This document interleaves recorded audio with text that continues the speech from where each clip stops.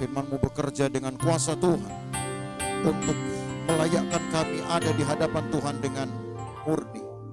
Dan inilah kami ya Tuhan.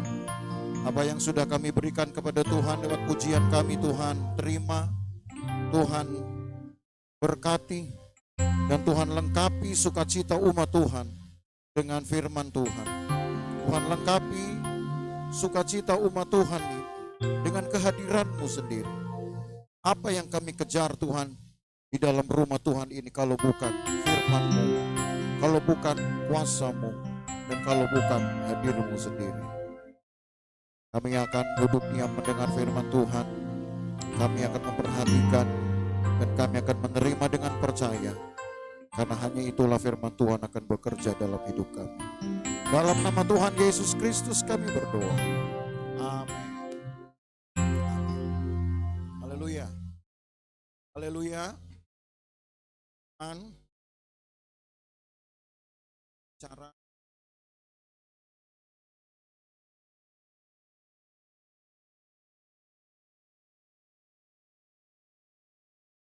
sahkan. Berarti diperbanyak. Aturan-aturan ditambahkan.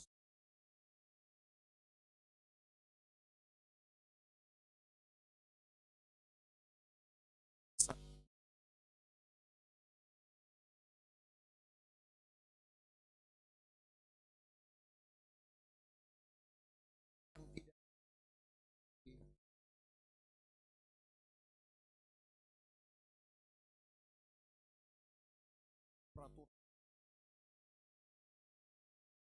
tidak nyaman.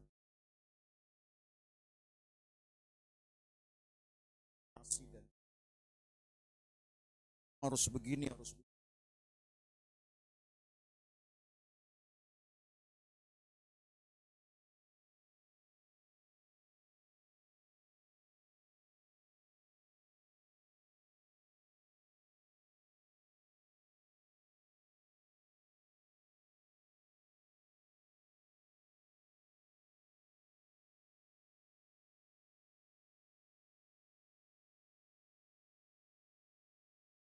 Pada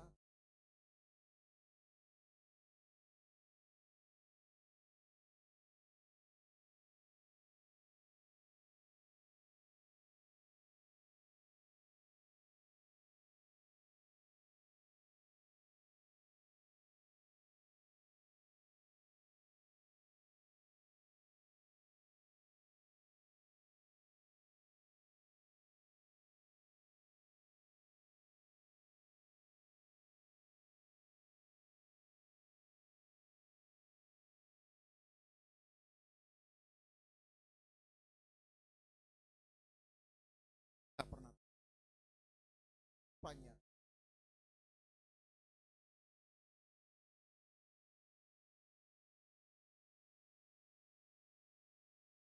berikan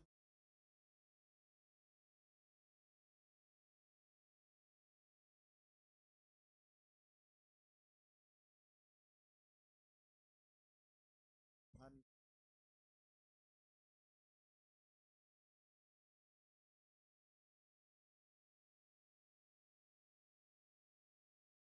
nyaman.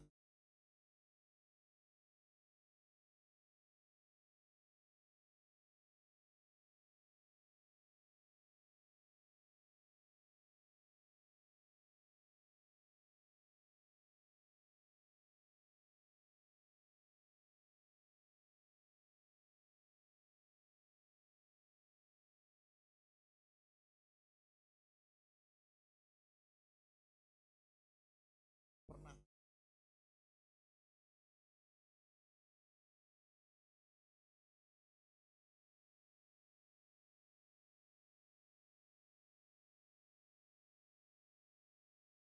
yang membangunnya, ya Allah sendiri yang menetapkannya, dan tidak ada kepentingan apapun saudara di dalam ketentuan ini. Artinya tidak ada kepentingan itu, tidak ada yang diuntungkan, tidak ada yang dirugikan, ya. Tidak ada yang diuntungkan, tidak ada yang dirugikan. Tapi yang jelas bahwa ketentuan Tuhan itu pasti menguntungkan jemaat. Tapi tidak berarti hanya sebelah pihak atau hanya berat sebelah. Kelihatan mungkin Allah akan diuntungkan. Kalau dikatakan di dalam Alkitab, layak nggak sih Allah itu mendapatkan semua hal yang baik? Sangat layak. Karena Allah yang mengadakan semua. Setuju, saudara? Allah yang menciptakan kita. Allah yang menyediakan semua yang perlu bagi kehidupan kita. Jadi kalau kemudian Allah harus mendapatkan apa yang baik, termasuk apa yang paling luhur, kehormatan, kemuliaan Allah terima, itu layak. Apalagi Allah tidak pernah berbuat salah. Tapi manusia berbeda. Belum lagi motivasi. Memang mengejar kehormatan. Memang mengejar apa yang disebut dengan perhatian. Sehingga kalau tidak didapat, itu dituntut. Ketika orang yang kita tuntut untuk menghormati kita tetap tidak mau memberikan, kita malah balik memusuhinya. Karena memang perasaan kita tidak sekudus perasaan Allah. Tidak semulia perasaan Allah. Itu sebabnya di dalam ketentuan ini, secara sepihak tidak akan ada yang menguntungkan Allah. Karena toh sebenarnya Allah itu layak untuk menerima hal yang baik. Tapi karena Allah selalu memikirkan umat Tuhan. Dan harus ada yang disebut dengan hukum tabur tuainya. Harus ada yang disebut dengan hukum sebab akibatnya. Kalau sebabnya baik, akibatnya pasti baik. Kalau sebabnya tidak baik, akibatnya pasti juga tidak baik. Disebabkan oleh motivasi yang baik, oleh motivasi yang mulia, maka akibatnya juga adalah kehormatan dan kemuliaan. Tapi kalau disebabkan oleh motivasi yang tidak baik, maka yang ada itu justru adalah kita akan dipermalukan. Bukan kehormatan dan bukan kemuliaan yang kita dapatkan. Nah itu sebabnya di dalam mencerna Ulangan 18, kita harus melihat itu di dalam perspektif kealahan. Bukan di dalam perspektif manusia, bukan dalam sudut pandang manusia. Tapi di dalam sudut pandang kealahan. Apa itu? Apakah Allah harus mendapatkan yang baik? Itu mutlak. Tidak mungkin Allah itu kita berikan yang tidak baik. Sekalipun toh dia tidak akan persoalkan, mungkin saja. Karena Allah itu baik. Kalau ada orang yang menista namanya misalkan, atau yang melalaikan firman-Nya, mungkin Tuhan tidak langsung marah juga. Nggak seperti kita, yang gampang marah, gampang kesal. Allah mungkin tidak seperti itu karena Allah punya panjang sabar. Tapi bukan berarti ketika Allah menetapkan aturannya, maka Allah ingin kemuliaannya dibela. Enggak. Allah tidak perlu pembelaan dari manusia. Karena Allah adalah Allah. Tapi kalau ketetapan ini nanti tentang hak dan kewajiban umat Tuhan itu diberikan, sudut pandangnya adalah kita, bukan Allah. Ini perlu saya garis bawahi supaya saudara tahu.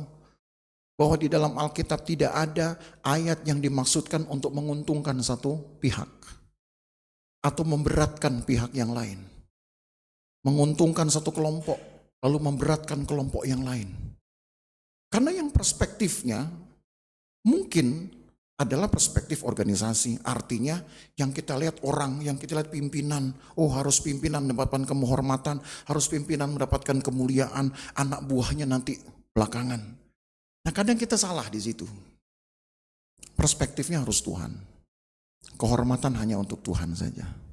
Dan apa yang Tuhan tetapkan di dalam aturan ini, tujuannya supaya semua manusia, umat Tuhan akan mendapatkan haknya, mendapatkan kebahagiaannya, ya, mendapatkan pemenuhan kebutuhannya secara adil, secara rata. Nah mari kita lihat di dalam Ulangan pasal yang ke-18. Kita sudah tiba di kitab Ulangan pasal yang ke-18. Di dalam lembaga Alkitab kita diberikan judul tentang penghasilan imam dan orang Lewi. Tetapi karena perspektifnya ini adalah Allah, dan supaya saudara tahu, sekalipun ayat ini berbicara tentang penghasilan imam dan orang Lewi, tidak berarti saya sedang berkhotbah untuk menguntungkan saya. Paham saudara ya? Jangan nanti karena main pasal ini, wah ini baru nih khotbah yang nguntungin pendetanya. Enggak. Makanya perlu hati-hati kita membahas ini. Ayat 1, pasal 18. Imam-imam orang Lewi, seluruh suku Lewi, janganlah mendapat bagian milik pusaka bersama-sama orang Israel dari korban api-apian kepada Tuhan, dan apa yang menjadi miliknya harus mereka mendapat rezeki. Artinya bukan hanya imam sebetulnya, tapi yang sedang disorot ini imam. Kenapa disorot imam? Karena imam tidak boleh mendapatkan pusaka. Apa yang disebut dengan pusaka ini, saudara tahu dari awal kita sudah berbicara bahwa ini adalah tanah. Tanah yang nanti akan mereka olah menjadi lahan pertanian atau juga lahan peternakan gitu. Yang mereka nanti akan tanami anggur, mereka tanamin gandum, ya.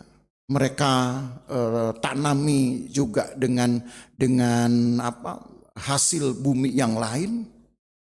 Karena memang dari tanah ini, tanah kosong, itulah pusaka, itulah warisan.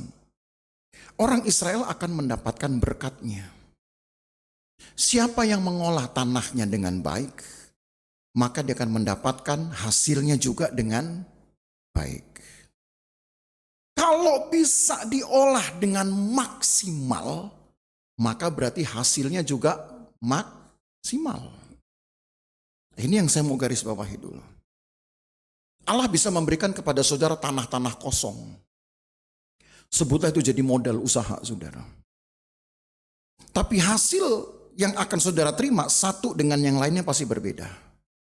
Walaupun luas tanahnya sama, tingkat kesuburan sama, sistem perairan sama, ya, kualitas humusnya sama, misalkan begitu. Tapi tetap hasilnya pasti beda. Kenapa? Karena ada satu orang yang akan mengolah tanah itu dengan sungguh-sungguh. Tapi ada lagi mungkin satu orang yang mengusahakan tanah itu dengan setengah hati. Beda nggak kira-kira hasilnya? Pasti beda. Yeah. Ada orang yang mengusahakan tanah itu bahkan bukannya cuma setengah mati lagi. Saudara ya, mati-matian. Yeah. Tapi ada yang mengusahakan tanah itu sambil takut mati. Ya sudah, tidak terima apa-apa, mati dia. Yeah. Tapi yang setengah mati justru malah nggak mati-mati. Kenapa? Karena dia hidup dari hasil tanah yang dia olah dengan mati-matian. Jadi tetap ada beda saudara tentang berkat ini. Bahwa berkat ini akan tergantung dari satu, kesungguhan. Kesungguhan hati. Bekerja juga perlu kesungguhan hati. Cari uang juga perlu kesungguhan hati dong. Betul tidak? Maka yang saudara harus tahu, melayani juga harus perlu kesungguhan hati. Kan sama. Hanya bedanya pelayanan itu tidak lagi berhubungan dengan mengolah-ngolah tanah. Melayani itu tidak lagi berhubungan dengan pekerjaan duniawi. Melayani itu berarti mengurusi rumah Tuhan. Tapi itu kerja apa enggak? Kerja. Kadang meleknya juga sama saudara. Bisa melek 24 jam sehari. Sama seperti saudara yang mungkin sedang berusaha, berdagang, bikin roti, bikin apa lagi? Ya, bikin obat, segala macam. Melek mungkin bisa 22 jam sehari.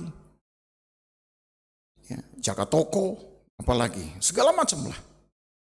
Melayani Tuhan juga sama. Itu bekerja. Hanya orientasinya bukan lagi soal mengolah tanah, bukan lagi soal berhadapan dengan sesama manusia, dengan bos yang sesama manusia, tetapi berhubungan dengan Tuhan. Nah, karena orang Lewi sudah ditentukan untuk menjadi pelayan Tuhan. Nanti kita baca ayat. Maka orang Lewi ini tidak boleh mengolah tanah. Tidak boleh membagi perhatiannya dengan pekerjaan. Itu sebabnya di ayat 1 dikatakan orang Lewi tidak boleh mendapatkan pusaka. Maksudnya tanah itu. Karena ayat yang kedua, janganlah ia mempunyai milik pusaka di tengah-tengah saudara-saudaranya. Tuhanlah milik pusakanya seperti yang dijanjikannya kepadanya. Jadi khusus untuk orang Lewi, pusakanya adalah Tuhan sendiri.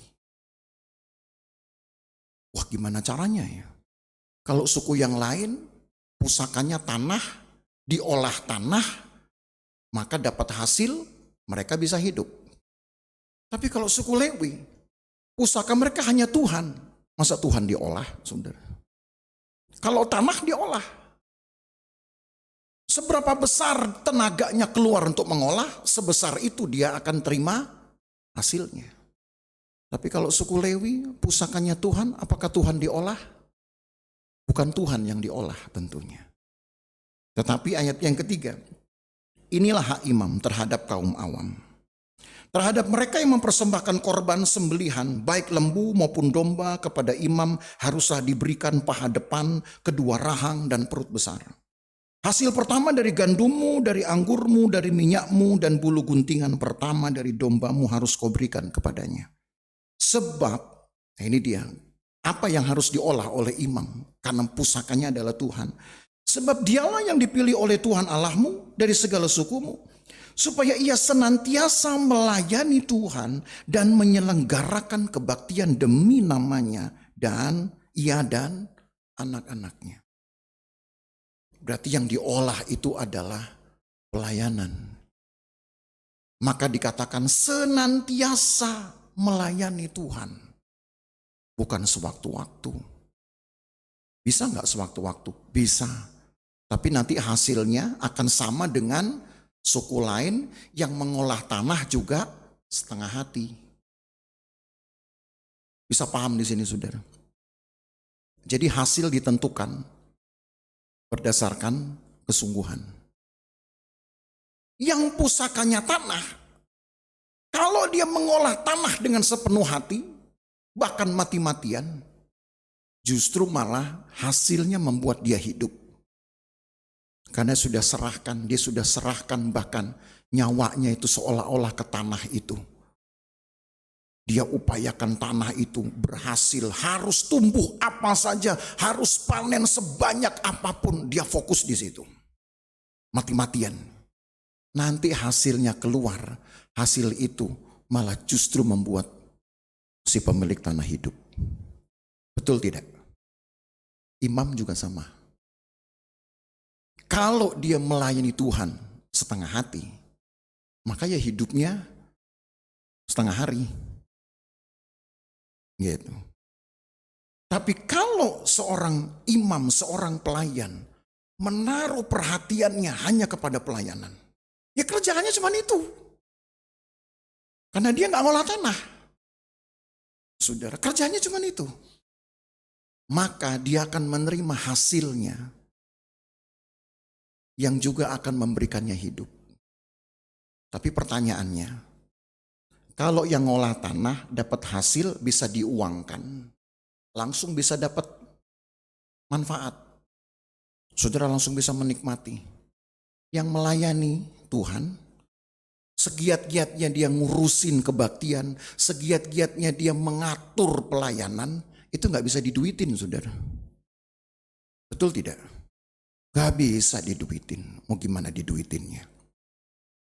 Maka sebagai hak hidupnya, imam-imam ini diberikan hak melalui kewajiban korban dari suku yang lain. Dan kalau saudara lihat, gak main-main loh saudara. Ayat 3, apa hak imam? Inilah hak iman atau rezekinya tadi ya. Kalau ayat 1 kan menggunakan kata rezeki. Tapi ayat 3 menggunakan kata hak imam. Hak imam terhadap kaum awam, terhadap mereka yang mempersembahkan korban sembelihan, baik lembu maupun domba, satu, kepada imam harus diberikan paha depan, kedua rahang, dan perut besar. Widih, bagian imam bagian yang dagingnya banyak lagi. Ya. Saudara bilang, wah enak nih imam nih, katanya. Gue kebagian apa nih? Paha besar, perut besar, itu kan yang banyak dagingnya. Saudara. Lalu rahang, itu juga rahang banyak dagingnya. Saudara cuma kebagian apa? Kaki. Ya, dimasak cukyo jadinya. Kenapa? Aduh, gue kebagian kaki ini. Sementara imam bagiannya gede-gede.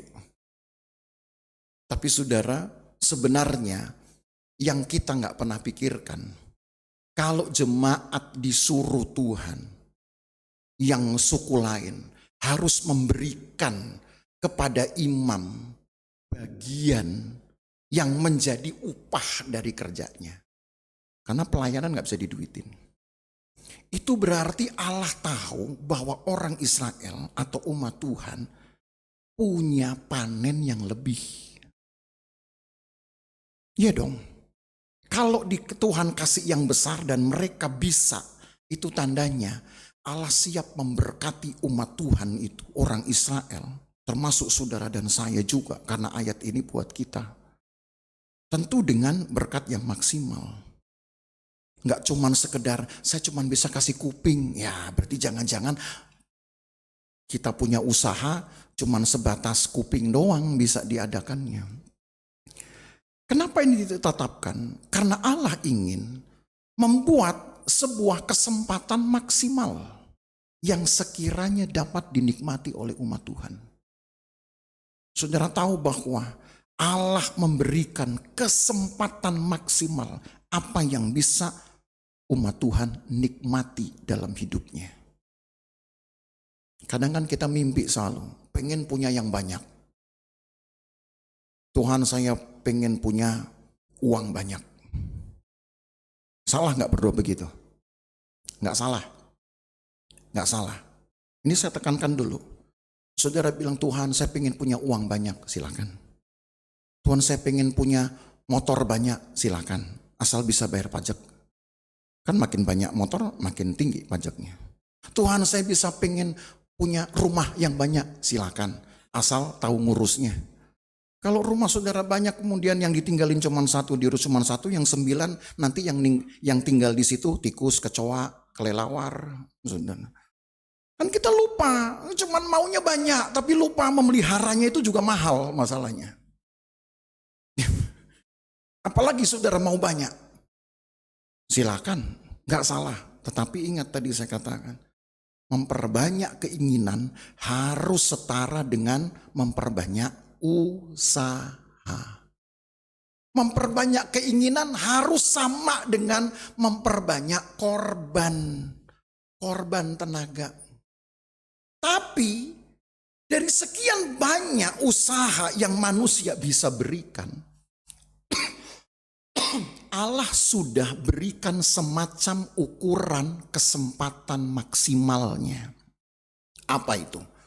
Bahwa orang Israel pasti bisa memberikan paha besar, paha depan. Umat Tuhan pasti bisa kasih ke imam itu perut besar. Umat Tuhan pasti bisa kasih ke imam itu, apalagi tadi, bagian apa itu ya? Kedua rahang. Asal umat Tuhan jangan kemudian mulai hitung-hitungan. Ya Tuhan, enakan dia dong. Gue yang cari rahangnya, dia yang makan. Sementara pekerjaan imam membawa saudara kepada Tuhan. Membimbing saudara untuk mengenal kebenaran sampai saudara mengenal Tuhan. Sama saudara. Malah kadang-kadang jangan-jangan ada pendeta, ada imam, capek-capek mengantarkan jemaat kepada Tuhan.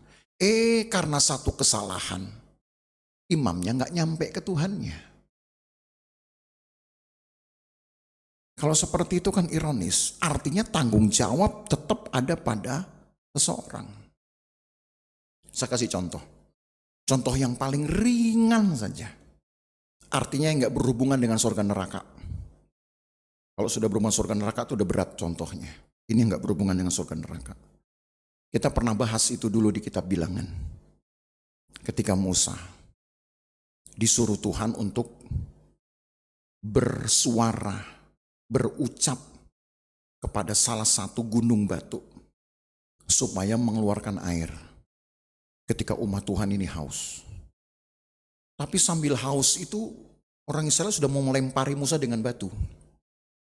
Jadi Musa sudah stres, sudah takut. Sehingga ketika berdoa pun karena stres sama takut, ya jadi begitu, nggak konsen. Tuhan sudah suruh kepada Musa, kamu menghadap satu gunung, ucapkan saja satu patah kata, air keluar. Maka kuasaku yang akan kutunjukkan di depan mereka. Karena Musa lagi takut, lagi stres.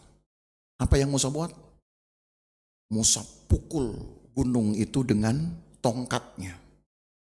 Karena tongkatnya buat Musa itu udah kayak tongkat dari Kerasakti. Gitu. Jadi ular bisa, merobek laut bisa, gitu kan. Membuat tentara-tentara Amalek kalah juga bisa. Jadi buat Musa itu tongkat itu sudah dianggap jawaban. Lebih berkuasa daripada Tuhan sendiri. Dia pukul. Air keluar. Air keluar. Tuhan tetap berkehendak air keluar walaupun gak sesuai order. Gak sesuai perintah. Tapi Tuhan kasih keluar air. Karena yang Tuhan pentingkan adalah umat Tuhan. Jemaat. Ini yang harus dulu diselesaikan. Tapi karena Musa caranya salah, Tuhan panggilmu, sini kau sini. Mari kita berbicara empat mata, aku adili kau, kata Tuhan. Tuhan bilang, apa yang kau buat Musa? Ya aku sudah melakukan kehendakmu Tuhan. Ya apa yang kau buat? Aku sudah mengeluarkan air dari gunung seperti yang kau perintah. Iya, tapi apa yang kau buat? Lama-lama Musa sadar sendiri. Iya, saya pukul gunung batu. Sesuaikan dengan perintah? Tidak. Tahu apa yang Musa dapat? Tuhan bilang kepada Musa, kamu gak boleh masuk Kanaan. Sadis gak itu saudara? Musa gak bikin jahat. Musa gak bikin kesalahan yang sifatnya amoral. Musa gak sedang berbuat dosa, gak melanggar, gak merugikan orang lain. Musa gak menyakiti orang lain. Pokoknya Musa gak sedang berbuat jahat sebenarnya. Hanya karena salah melayani. Gak masuk ke Kanaan. Tapi umat Tuhan masuk. Jadi supaya saudara tahu bahwa pelayan-pelayan Tuhan itu, suku Lewi, termasuk hamba-hamba Tuhan, itu juga sama resikonya dengan saudara mencari uang, mencari rezeki. Tidak berusaha, tidak mengolah tanah, tidak dapat uang. Lebih beresiko malah justru pelayan-pelayan Tuhan. Tidak bekerja dengan baik, tidak melayani dengan baik, tidak menyelenggarakan kebaktian dengan baik. Jangan-jangan malah gak masuk surga. Berat ya saudara. Makanya gak gampang menjadi imam. Jadi kalau Tuhan tentukan kemudian mereka harus dapat bagian yang paling besar, itu bukan nguntungin imamnya. Satu sisi supaya sang imam juga tahu bahwa ada kesempatan maksimal yang bisa mereka dapat. Apa itu? Bagian besar dari berkat-berkat jemaat. Tapi kalau mereka tidak sungguh-sungguh, bisa saja jangankan bilang paha yang kecil atau rahang yang cuma separuh. Jangan-jangan malah mereka tidak masuk kepada kekekalan bersama dengan Tuhan. Itu risikonya besar. Tapi di sisi lain, di sisi jemaat, Di sisi umat Tuhan sendiri, Allah juga kasih kesempatan upah maksimal. Kamu bisa loh kasih paha depan. Yang dikasih toh cuma 1 ekor. Kalau saudara perhatikan. Hanya dari domba pertama yang dipersembahkan, maka paha paling depan dari 1 domba itu diberikan. Kedua rahang diberikan. Tetapi umat Tuhan apa iya sih saudara? Menghasilkan hanya 1 domba. Domba kalau beranak itu saudara bisa banyak. Udah kayak anjing kalau beranak. Bisa beberapa. Betul kan? Bisa keluar sekalian banyak. Yang dikasih ke imam cuma 1 ekor. Ibaratnya. Itu pun gak semua. Cuman paha, rahang, perut. Yang lain-lain masih menjadi bagian umat Tuhan. Belum ditambah dengan anak kedua, anak ketiga yang dilahirkan dari domba. Lalu juga apa? Ayat 4. Dari tanah, hasil pertama dari gandum, dari anggur, ayat 4-nya, dari minyak, dan bulu guntingan pertama dari dombamu harus kau berikan kepadanya. 1 guntingan. Biasanya saudara, penggembala domba akan memulai menggunting bulu domba itu dari dadanya. Kalau saya perhatikan. Jadi dari bagian dada itu yang mulai di sini sampai ke leher. Itu bagian pertamanya. Ya mungkin setiap penggembala domba punya teknik sendiri dalam mereka pakai istilah itu shearing namanya itu. Memotong bulu domba. Mungkin punya teknik tersendiri. Tapi yang pernah saya lihat itu dari bagian dada ini sampai ke leher. Itu yang pertama. Nah itu yang diberikan kepada imam. Sementara bulu-bulu yang lain itu bagian dari si pemilik domba. Walau terlihat seperti seolah-olah bagian imam itu besar. Tapi imam hanya mendapatkan 1 bagian dari upah yang umat Tuhan punya. 1 bagian saja. Jadi kalau dihitung kecil. Kalau seandainya umat Tuhan ini panen 10 kali lipat misalkan. Bagian imam cuma 1. Umat Tuhan masih punya 9. Tetapi itu diatur begitu rupa. Supaya umat Tuhan ini belajar tentang tanggung jawab dari hak dan kewajibannya.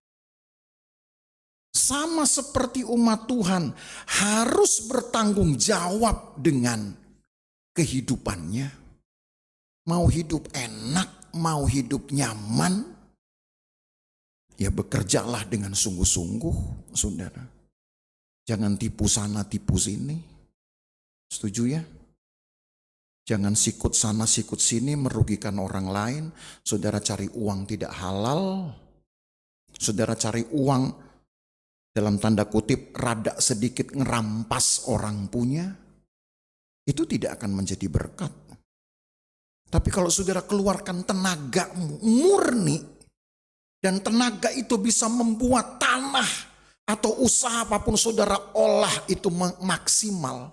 Percayalah berkat Tuhan juga pasti maksimal. Saudara kasih bagian imam cuman paha doang. 1 bagian, itu mah gak seberapa. Kecil itu saudara. Kecil. Tapi jangan pikir juga gara-gara bagian yang kecil itu imam akan hidup pas-pasan. Enggak, nanti saudara lihat ayatnya.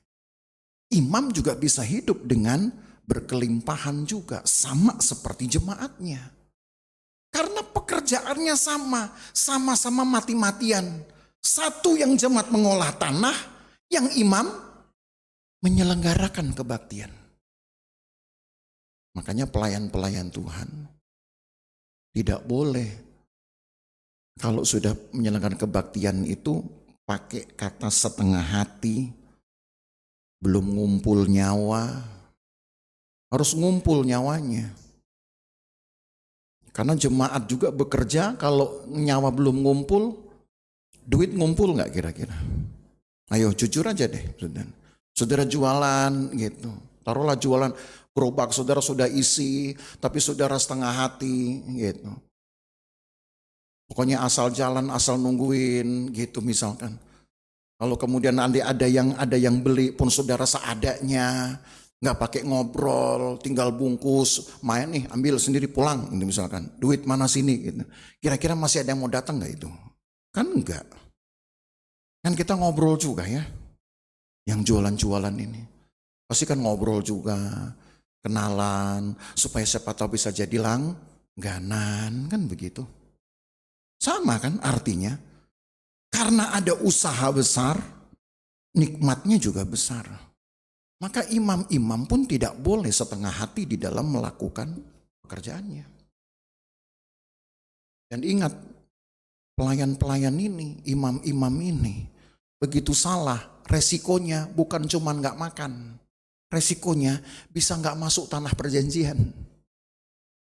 Resikonya besar sekali, saudara. Maka apa yang Allah tetapkan ini menunjukkan betapa Allah sangat menghargai hidup manusia dari dua kelompok ini. Kelompok imam dan kelompok umat Tuhan biasa. Allah sangat memperhatikan kelangsungan hidup mereka. Hanya supaya fokus saja, imam tidak boleh cari duit lagi.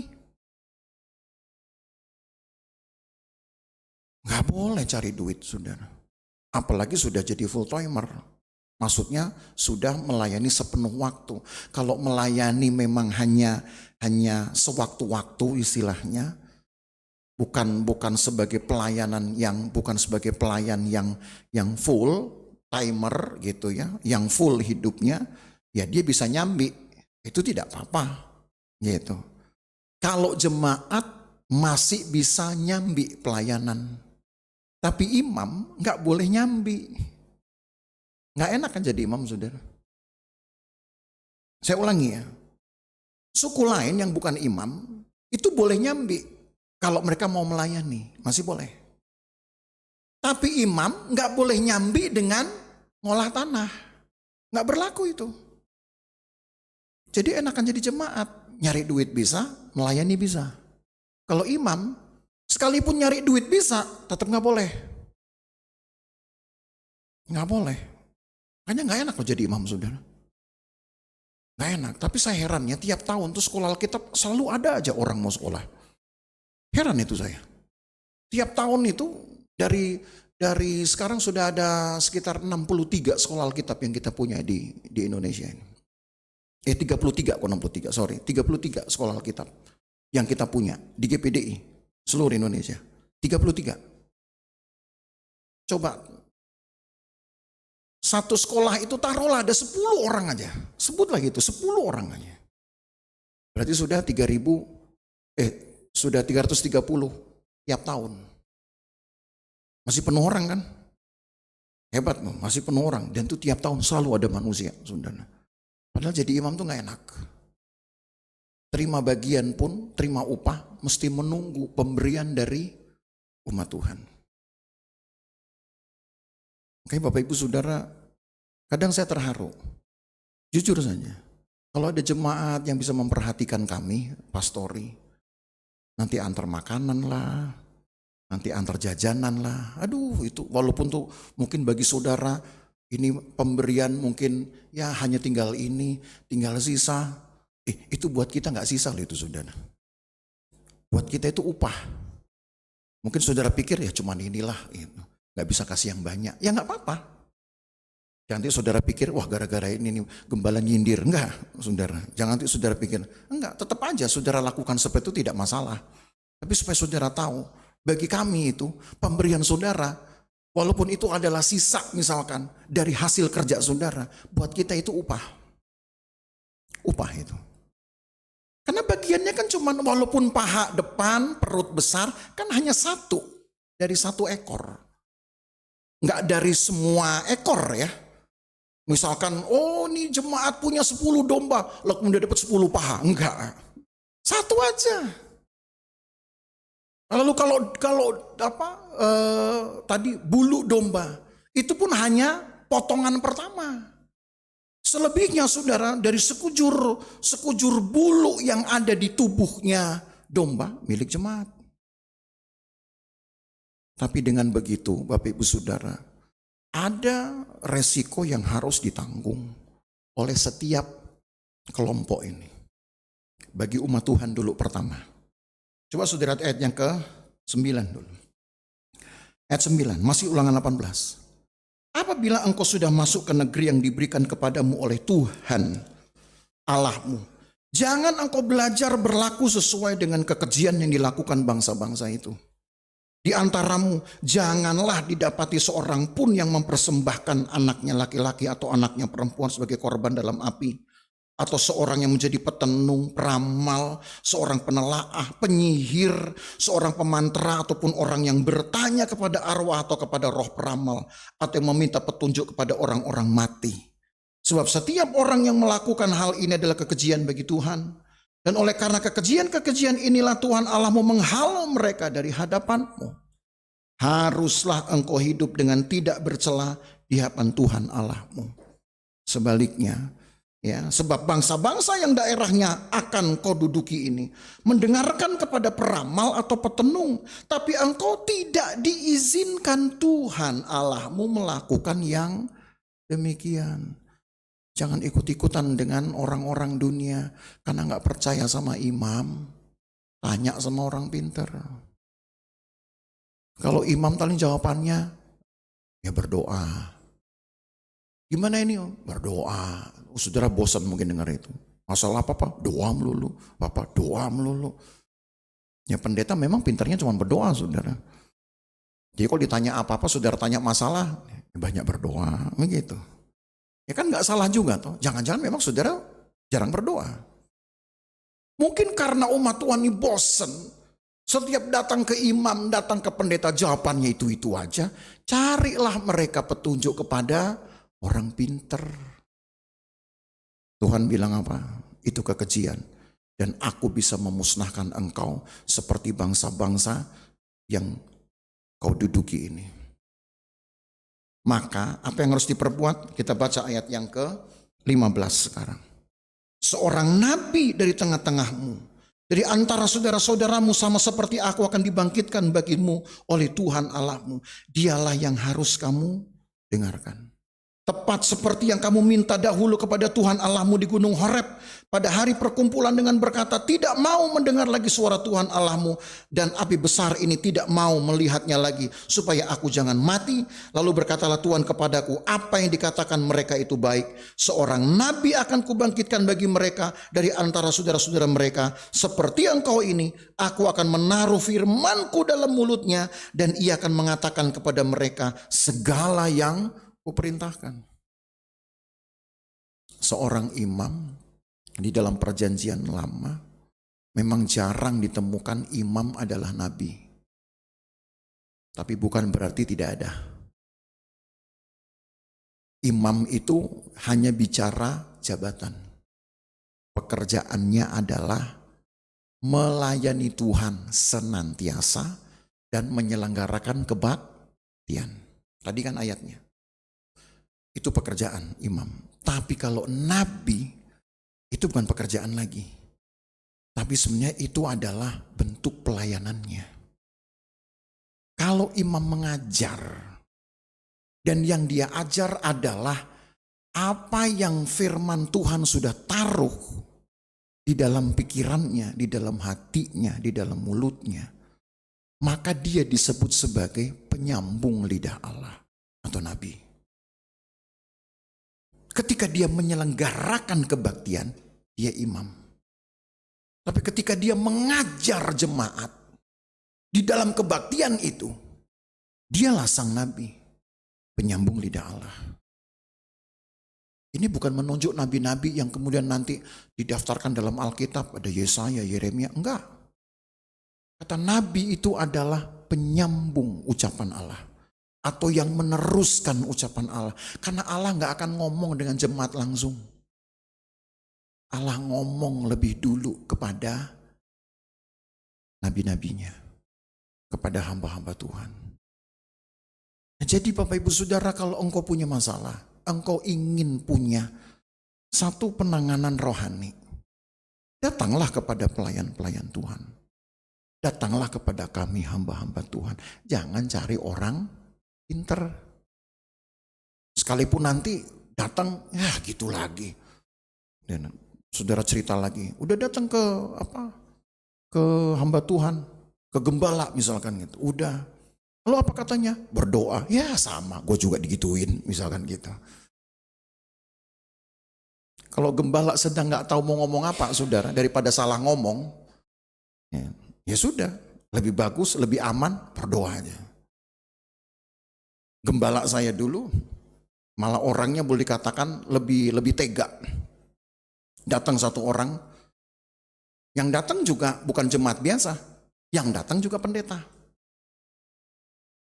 Datang, Om, saya butuh diperhatikan, saya butuh bantuan, gini. Saya sedang membangun, gini. Perlu gini. Oh iya, saya kurang begini Om. Oh ya sudah, tunggu ya, berdoa. Gitu. Ya sudah, namanya hamba Tuhan kan. Kalau mau bantah kan malu. Sudah dia pulang dengan jawaban berdoa. Bulan depan datang lagi. Om, saya perlu masih begini Om, masih kurang begini. Terus Om bilang, kan sudah saya suruh kamu berdoa. Sudah Om, saya sudah berdoa. Terus belum dapat. Ya udah, berdoa lagi.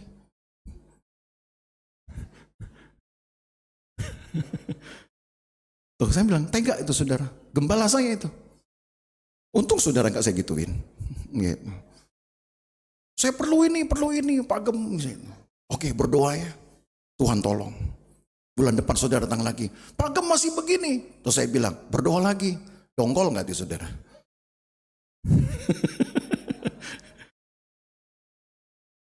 Tapi Bapak Ibu Saudara, apapun yang firman Tuhan ucapkan bagi saudara, entah saudara dengar berulang-ulang, siapa tahu memang itu kebutuhannya jemaat. Kadang kita pikir bahwa masalah kita terlampau berat, gak ada orang bisa tolong, malah justru pendeta juga seolah gak kasih pertolongan, tapi yang bisa menolong sebenarnya saudara sendiri. Tahu caranya apa? Berdoa. Cuman kita pikir, sudahlah, sudah berdoa. Maka saya suka, kadang saudara, hati saya tuh suka jengkel. Kalau ada orang berdoa, beatstone misalkan gitu. Doanya kayak orang doa mau makan. Doa makan itu ya doa makan gitu. Jangan nanti doa penyembahan cuman pendek begitu, setelah itu Tuhan kami serahkan dalam tangan Tuhan. Malam ini supaya tidur dengan nyaman, besok bangun dengan tubuh sehat. Amin. Kayak doa makan saya bilang. Kalau berdoa itu menyembah Tuhan, syahdu-ladu. Namanya melayani Tuhan, saudara. Kayak orang kerja. Gimana sih orang kerja coba? Saudara harus mulai dengan buka dulu tokonya, bersih-bersih dulu mejanya, gerobaknya, kan begitu. Ada pendahuluannya kan? Melayani Tuhan juga begitu kan saudara. Berdoa pun begitu juga, harus ada pendahuluannya. Gak langsung main tek Tuhan, engkau tahu hatiku. Emang Tuhan tahu hati kita. Cuman Tuhan juga mau dengerin apa yang kita ucapkan. Itu saudara harus paham itu. Kalau cuma ujung-ujungnya saudara bilang, Tuhan engkau tahu hatiku. Gak perlu berdoa dong. Tuntut aja tiap dari pulang gereja. Tuhan kau tahu ya maunya saya apa, baru dikotbahin nih. Awas lo kalau gak ngasih. Gitu. Saudara ngelawan Tuhan, amsyong kita. Jadi memang betul Tuhan tahu hati kita. Tapi ada kalanya juga Tuhan pengen denger apa yang kita ucapkan juga. Jadi jangan kemudian kita jadi salah alamat ini. Makanya umat Tuhan dianjurkan, pokoknya seberat apapun masalahmu, jangan tanya orang lain, jangan tanya orang pintar. Tanya Tuhan atau melalui imam. Tanya melalui nabi. Makanya saya katakan saudara, apalagi mumpung kita sudah dekat tinggalnya. Kalau ada apa-apa, datang saja. Karena rumah karena gereja ataupun pastori, rumah hamba Tuhan, itu kan juga adalah rumah persinggahan di mana jemaat juga bisa datang untuk berbicara. Bisa kita berdoa bersama-sama. Karena jangan-jangan hanya itu loh yang ternyata saudara butuhkan. Begitu saudara kontak dengan Tuhan berdoa, toto masalahmu hilang aja dengan sendirinya. Jadi itu untuk kelompok jemaat. Tidak boleh tanya orang lain. Kalau apa-apa saudara susah, saudara perlu sesuatu, tanya kepada Nabi. Tanya kepada Tuhan. Melalui Nabi juga bisa. Melalui imam juga bisa. Pokoknya jangan sama orang lain. Jangan sama orang yang merasa bahwa dirinya paling rohani. Nanti saudara kecewa. Nah itu untuk kelompok jemaat. Untuk kelompok nabinya sendiri ada enggak? Ada. Coba saudara baca kemudian di ayat yang ke-20. Sampai ayat 22. Jadi supaya saudara tahu Allah atur dua kubu ini. Allah atur dua kelompok ini. Tetapi seorang nabi yang terlalu berani untuk mengucapkan demi namaku perkataan yang tidak kuperintahkan untuk dikatakan olehnya, atau yang berkata demi Allah lain, nabi itu harus mati. Jika sekiranya kamu berkata dalam hatimu, bagaimana kami mengetahui perkataan yang tidak difirmankan Tuhan itu? Apabila seorang nabi berkata demi nama Tuhan dan perkataannya itu tidak terjadi dan tidak sampai, maka itulah perkataan yang tidak difirmankan Tuhan. Dengan terlalu berani nabi itu telah mengatakannya, maka janganlah gentar kepadanya. Oh, ini kan bikin ayat yang bikin kita takut. Makanya seorang nabi, seorang hamba Tuhan, gembala kayak dia, dituntut untuk tidak boleh salah ngomong. Makanya kalau kemudian gembala dikit-dikit hanya taunya ngomong, berdoa aja. Itu tandanya gembala itu sedang hati-hati, saudara. Takut salah ngomong. Tapi kalau bilang berdoa, salah enggak? Enggak dong ya. Kita aja yang jadi salah ngerti. Ya doa lagi. Ntar sudah bilang, nggak usah datang ke Pak Gem. Kenapa? Ntar ujungnya suruh berdoa. Itu karena gembala harus punya hikmat supaya jangan salah ngomong. Karena salah ngomong, mati. Jadi jangan saudara pikir pekerjaan apapun mudah. Sama seperti ketika mengolah uang itu pun, mengolah tanah untuk dapat uang, dapat rezeki, tidak mudah. Maka imam yang menyelenggarakan kebaktian pun, jangan saudara pikir mudah. Resikonya adalah kematian. Karena ayat-ayat ini sudah berkata sampai 2 kali, saudara.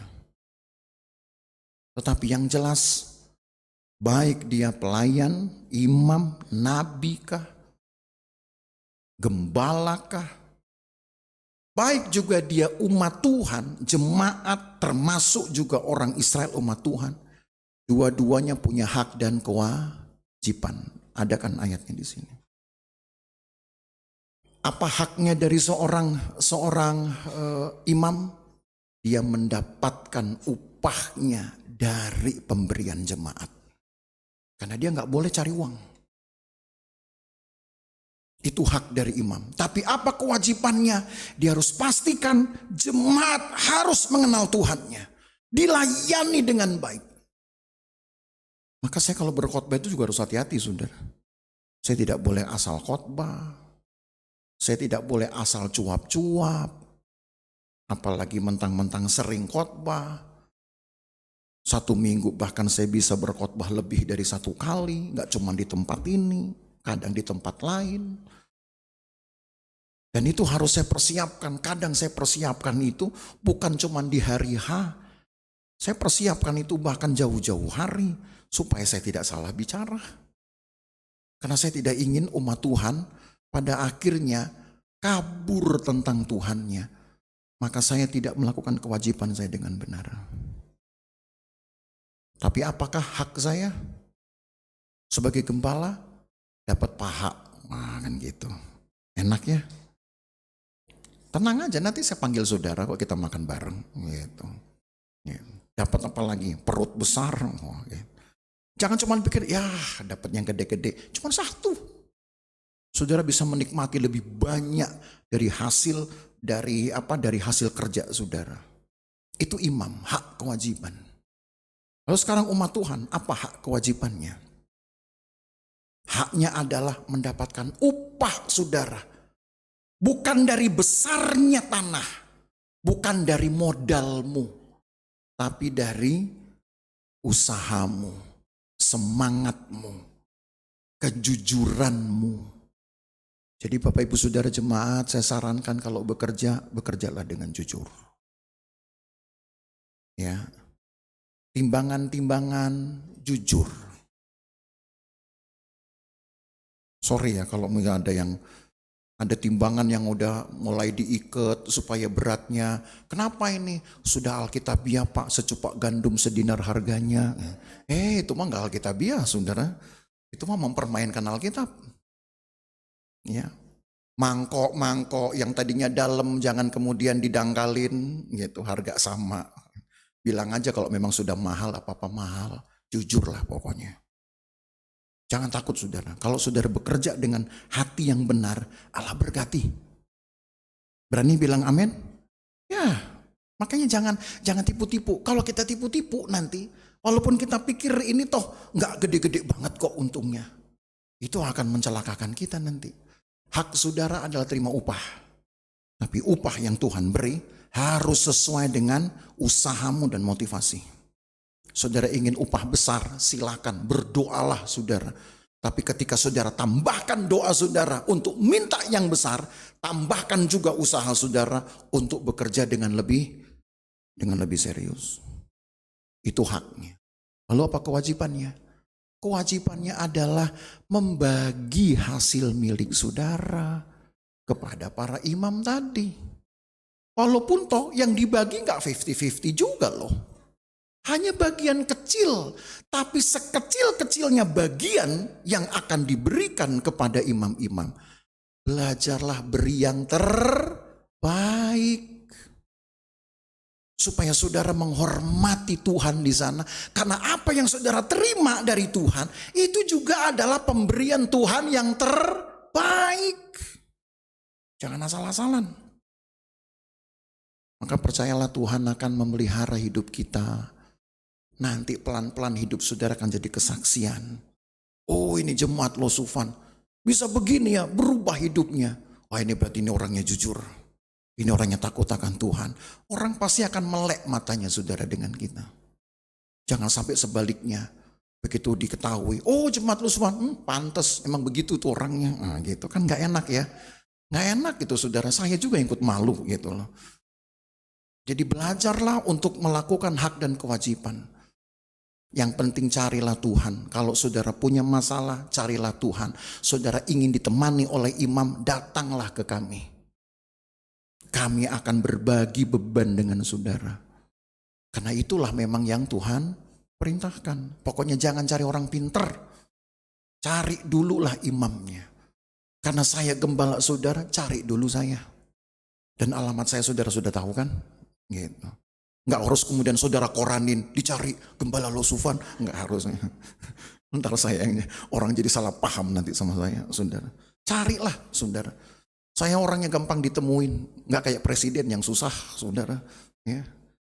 Supaya saudara jangan bertanya kepada orang lain. Dan supaya kita bisa menghadap kepada Tuhan yang benar secara bersama-sama. Dan Tuhan pasti akan melakukan hal yang baik. Dan hal yang menguntungkan bagi kita semua. Tuhan berkati kita. Ya, bekerja dengan baik, bekerja dengan jujur. Berikan juga milik Tuhan yang terbaik dengan jujur. Maka engkau akan dipelihara Tuhan. Pekerjaan saudara akan makin besar. Percayalah, memang perlu pelan-pelan, perlu proses. Gak perlu diburu-buru. Tapi yang penting kalau saudara tabung dulu semangat dan motivasi. Pelan-pelan apa yang di hari depan saudara, Tuhan sudah siapkan itu. Ya, Tuhan memberkati kita semua. Mari kita bangkit berdiri. Kita nyanyi lagu Kau Tuhan yang mengasihiku, kuasa-Mu memulihkanku. Haleluya.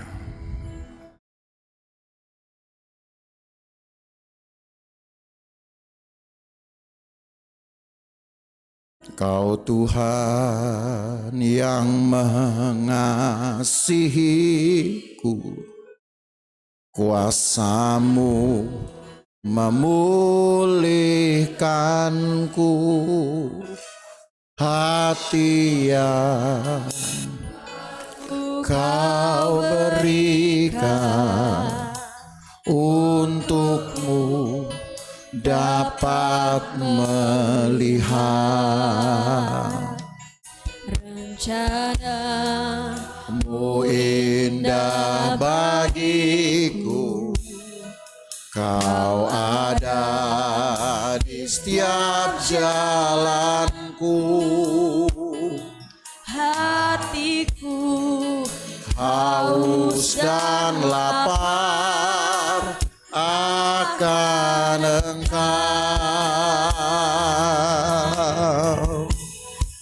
Kaulah segalanya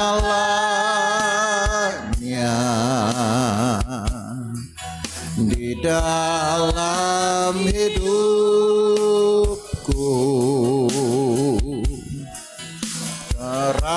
Kerajaan-Mu, kebenaran-Mu, itu bagianku.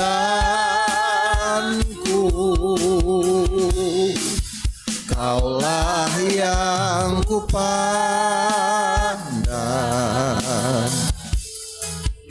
selama hidupku. Mengasihi-Mu, memuliakan-Mu, Bapa dan Raja. Kaulah segalanya, Kaulah segalanya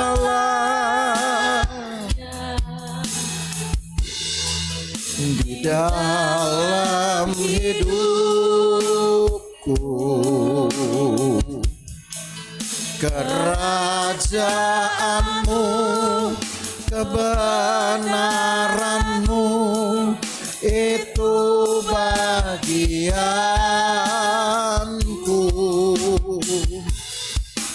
Kaulah yang kupandang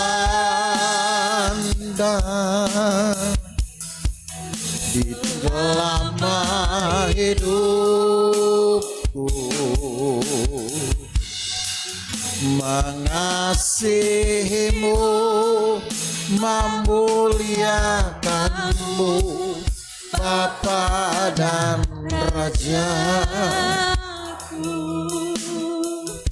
Tuhan mengasihi kita. Itu sebabnya Tuhan ingin kita tetap hidup di hadapan-Nya. Kalau umat-Nya saja berdosa, Allah tetap tunggu sampai mereka datang bertobat. Allah tetap tunggu sampai mereka mengakui salah dan Tuhan ampuni. Allah tidak main hakim sendiri. Sekalipun Ia adalah hakim, Dia bisa saja langsung menghukum. Tapi Allah lebih memilih untuk menunggu umat-Nya datang bertobat, minta ampun. Maka Tuhan beri kesempatan, Tuhan ampuni. Itu menunjukkan saudara bahwa bagi kehidupan kita pun Tuhan melakukan hal yang sama. Allah ingin kita hidup. Allah ingin kita hidup dari berkat-berkat yang Dia beri. Tapi Dia ingin juga berkat itu sebanding setimpal dengan usaha saudara. Dengan kesungguhanmu bekerja mencari rezeki. Dan dengan kejujuranmu. Allah juga ingin memberkati, tapi Dia juga ingin tuntut dulu. Satu tanggung jawab saudara untuk bekerja dengan baik. Begitu juga dengan imam. Allah tetap akan memberikan imam itu kehidupannya. Tapi Allah juga menunggu imam-imam harus melayani dengan baik. Menjalankan kebaktian juga dengan baik. Yang jelas saudara, Tuhan tidak suka menghukum. Tuhan tidak suka merugikan umat-Nya. Tapi firman Tuhan mengajar kita, baiklah kita buat hidup kita disiplin dulu. Sebelum kita betul-betul menikmati berkat Tuhan, buatlah hidup kita disiplin dulu. Disiplin kerja, Disiplin untuk berdoa, disiplin untuk melayani Tuhan, disiplin dulu. Berkat itu gampang Allah beri. Dia yang punya langit ini. Dia yang punya bumi ini. Tapi kalau saudara mungkin rasa mengapa berkat Tuhan sepertinya berat, jangan-jangan masalah saudara hanya satu. Saudara kurang datang kepada Tuhan. Jangan-jangan hanya itu masalahmu. Jadi bila firman Tuhan hari ini, lewat firman Tuhan hari ini, kita belajar saudara, kita dipulihkan. Allah tetap ingin memberkati umatnya. Allah tetap ingin kita hidup di hadapannya. Allah bahkan ingin kita hidup dengan menikmati berkat Tuhan. Itu gak ada yang salah, itu Alkitabiah. Tapi belajarlah untuk memperbaiki dulu kedisiplinan saudara, kejujuran saudara. Maka berkat Tuhan akan ditambahkan kepada kita. Kaulah segalanya di dalam hidupku. Kaulah segalanya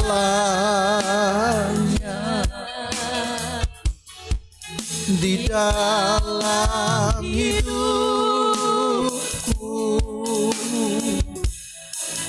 Kerajaanmu, kebenaranmu, itu bagianku.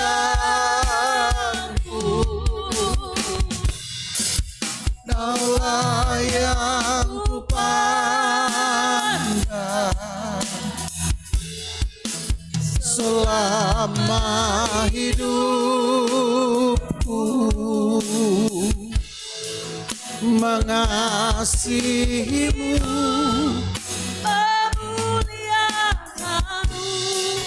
Bapa dan Raja.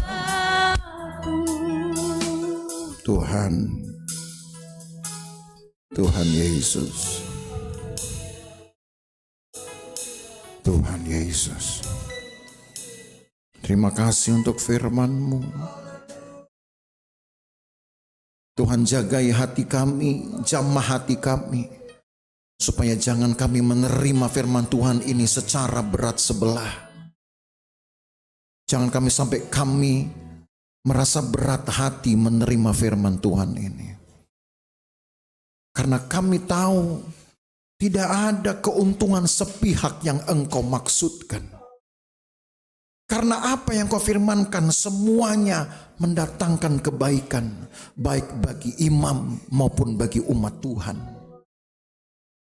Asalkan kami masing-masing bekerja dengan baik, bekerja dengan kejujuran hati, maka Tuhan sudah siapkan berkat. Bahkan bukan hanya sekedar berkat, tetapi saling memberkati. Kerinduan untuk saling memberkati. Terima kasih untuk firman-Mu Tuhan. Kiranya firman Tuhan, sesulit apapun ini kami terima, kami harus belajar mengaminkannya. Karena Tuhan itu adalah Tuhan atas segala sesuatu. Alkitab berkata, Tuhan kami adalah Tuhan atas mamon, Tuhan atas segala penghasilan, Tuhan atas segala keuangan, Tuhan atas segala finansial. Tuhan adalah Allah atas segala mamon. Asal kami pergunakan dengan baik, hidup kami akan Tuhan pelihara juga dengan baik. Kami pakai hasil kerja kami dengan baik, secara adil. Tuhan akan berkati anak cucu kami juga dengan baik. Tuhan tolong kami, supaya firman Tuhan betul-betul menjadi sebuah kesaksian bagi kami. Sebab ini merupakan kehidupan yang sudah pernah dicoba di masa lalu. Ada yang mengalami, ada yang bahkan mungkin terkena hukumannya. Dan kami ingin belajar untuk menerima yang baik, mengalami yang baik. Maka Tuhan jadikanlah ayat-ayat ini kesaksian iman yang akan meneguhkan iman kami juga. Berkati umat-Mu, berkati ya Tuhan di dalam pekerjaan mereka. Peliharalah mereka. ketika hidup mereka gantungkan pada pekerjaan mereka, itu tandanya mereka bekerja dengan sepenuh hati. Maka sesuai dengan firman-Mu, Allah berkati. Allah berkati, supaya lewat berkat umat Tuhan ada bagian yang bisa dinikmati oleh para imam.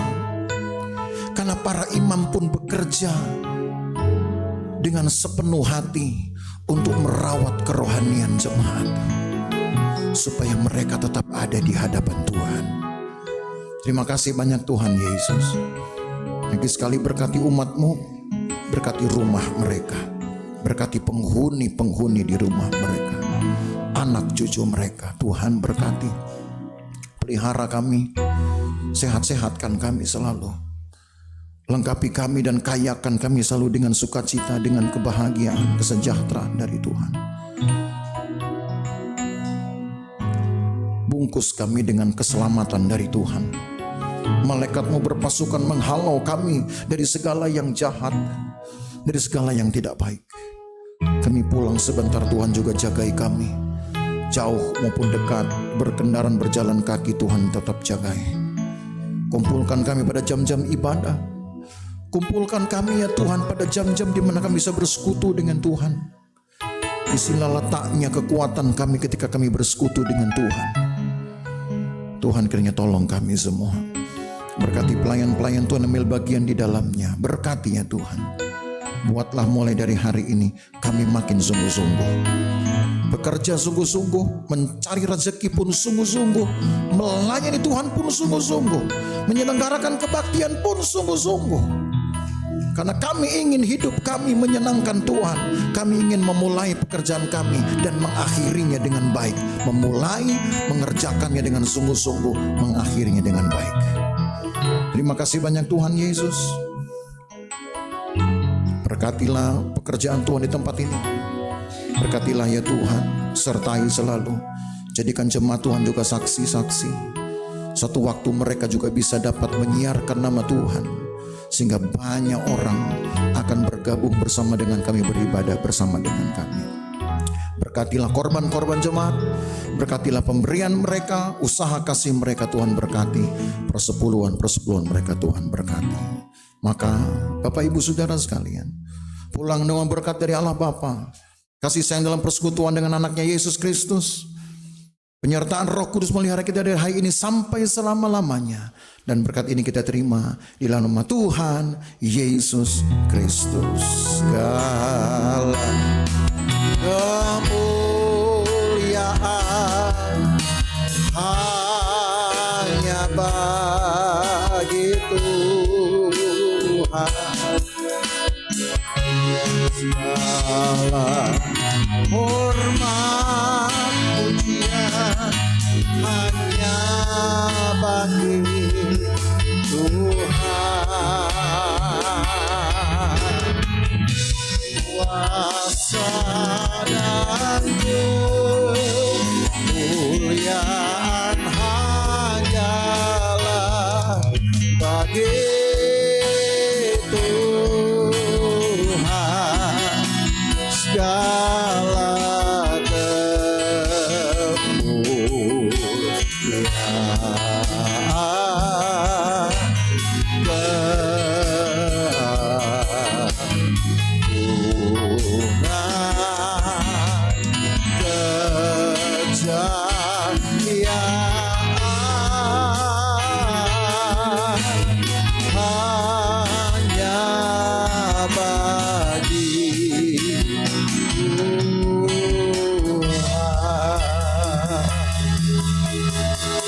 yang diberkati bersama kita berkata amin.